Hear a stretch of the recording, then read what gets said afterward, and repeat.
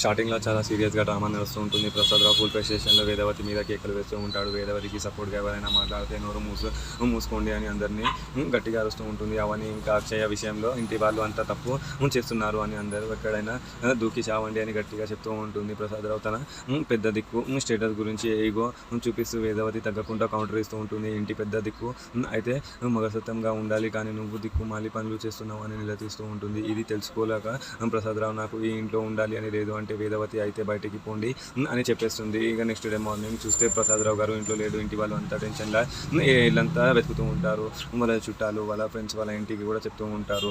Peddiraju night ఇన్సిడెంట్ని బాధపడి ఏమైనా చేసుకున్నాడా అని నెగిటివ్గా మాట్లాడితే వేదవతి ఇంకా టెన్షన్గా పడుతూ ఉంటుంది. ఇంటి వాళ్ళు అంతా తనకి ఒక దిక్కు వెళ్ళి ప్రసాదరావు కోసం వెతుకుతూ ఉంటారు. ప్రసాదరావు ఎప్పుడు వీళ్ళ కామన్ ప్లేసెస్ ఎక్కడ అయినా దొరకారు. వేదవతి తన రాత్రి మాటల్లో అంత డీప్గా తీసుకున్నారా అని తెలుస్తూ ఉంటుంది. వేదవతి ఇంకా ఇంటి వాళ్ళు ఇలా రోడ్ మీద వెతుకుతూ ఉంటారు. అవన్నీ నాలా కనపడుతూ ఉంటుంది.